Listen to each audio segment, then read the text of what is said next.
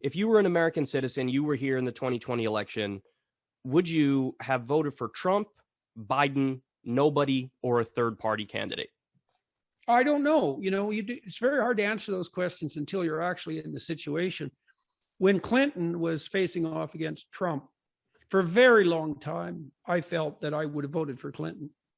I felt that she had at least the administrative background and the governmental experience to know what the job was and to handle it. I felt that Trump was a wild card, which he most definitely was. Then I went to this, the night of the election, I went to this Republican gala in Canada at a private club watching the election, and they did a straw vote there. And in the straw vote, I cast my vote for Trump. And that surprised me. And it was something I sort of switched on last minute. And the reason I switched, I would say, is because I thought Clinton betrayed the working class. In fact, that's why she lost the election. It isn't something I just felt. That's definitely what happened. And so I thought, to hell with you. I'd rather have this wild card in here with his spontaneous lies than have you in here with your programmatic, powered, mad, driven, pre-authorized lies. And so I don't know. It's hard to tell what you'll do in a situation until you're actually in it. Do you think Trump as president in his 4 years also betrayed the working class? Not in the same manner, no. Really? And I think Trump did some things that were really quite spectacular. Like one what? of them. Like what? Well, how about no war?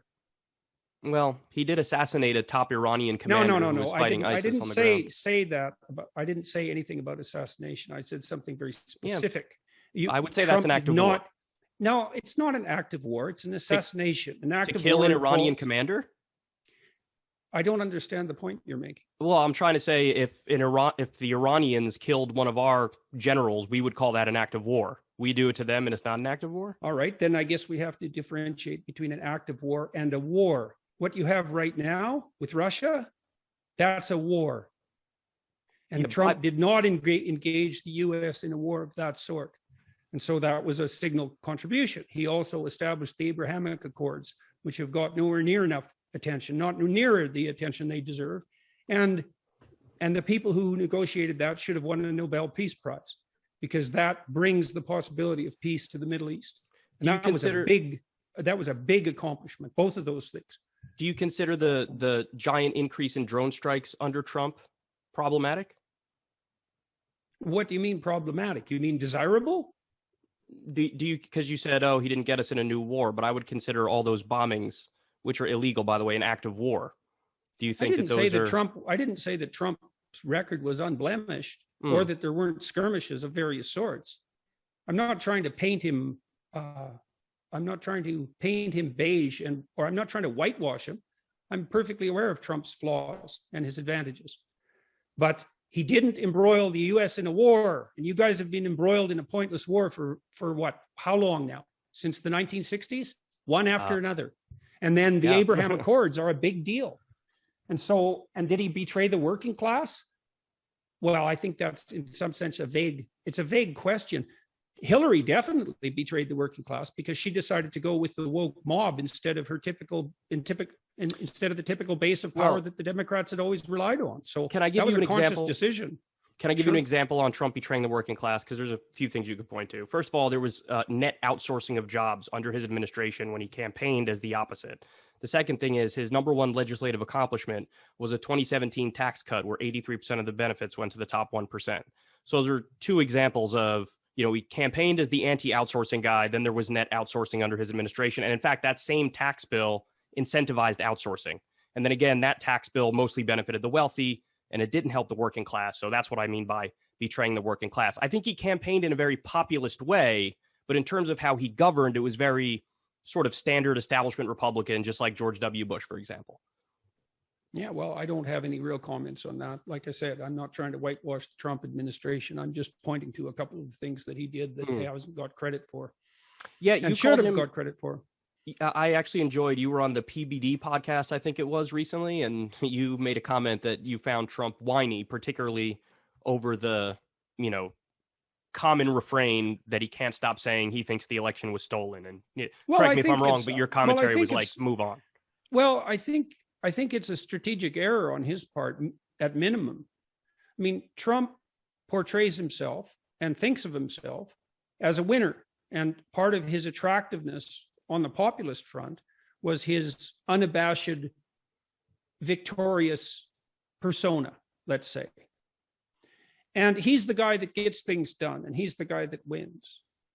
But apparently, the election was stolen from him. And so that begs the question, are you the winner and the guy that gets things done, or are you the guy that lets things be stolen from you? And the answer that Trump had always had was, well, I'm not the guy. I'm not that guy. I don't know who else I am, but I'm definitely the winner here.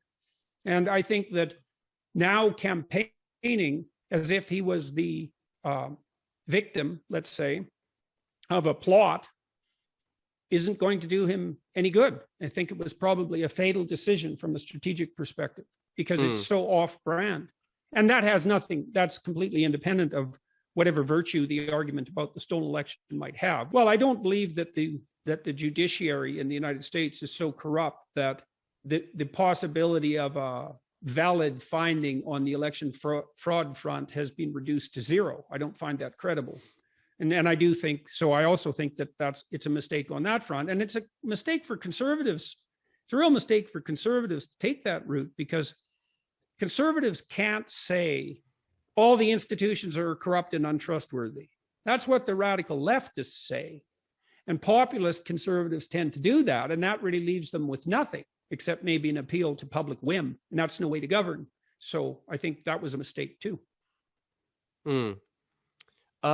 You in your commentary, I do often hear a strong defense of our institutions. And I do feel like one of the common things that defines the current political era is definitely populism that bubbles up on the left through the vessel of, say, a Bernie Sanders, and even what I would argue was a fake populism that came up on the right with Donald Trump, where the agreement does seem to be, well, hold on, these institutions are really not working for us, and they're broken, and they're fundamentally corrupt. And, the genesis of it being, you have this donor class of corporations and billionaires that donates to politicians, and then they get elected and do the bidding of that donor class and the corporations. Do you disagree with that analysis? Do you think that that's just overstating the problem and the institutions are actually healthy? Or I think it's partly a Tower of Babel problem. So I've been listening a fair bit to Russell Brand, who I quite like. Russell is very, very smart. He's definitely one of the smartest people I've ever met. He's unbelievably sharp. And he differs in his political utterances from me to a substantial degree, although there's a fair bit of commonality as well. He's beating the anti-capitalism drum in a manner that I tend not to. But there's a specific reason for that. And the reason is that Russell has realized that size is a problem. And the lefties tend to be skeptical of big government, and the right-wingers tend to be, the lefties tend to be skeptical of big companies, right. And the right-wingers tend to be skeptical of big government. Right. And I think the right way forward through all that mess is that we should be skeptical of big. All right, guys, what you just saw was a teaser clip from my podcast with Dr. Jordan Peterson. So you have to see the whole thing. I don't want anybody to think, oh my God, this is out of context or that's out of context. No, the full thing is available to watch, totally unedited. You have to check it out. There's two ways you could do that. Number one, sign up on Substack for free and get the full audio version of the podcast, which drops tomorrow. Krystal, Kyle, and friends. Again, the link will be in the video description box below. You'll see the link. Sign up for free on Substack. You get the full audio version of the podcast completely unedited. Or, if you can't wait until tomorrow, you can get it today. The full video version of the podcast drops today. It's $5 a month. Not only will you get this podcast today, the video version, every single time there's a Krystal, Kyle, and friends, you'll get it a day early, and you'll get the full video version as opposed to the audio version. So again, it was a phenomenal conversation. You have to see the entire thing. It was both cordial and contentious at the same time. It's golden. I had a blast doing it. I hope he did too. Check it out below.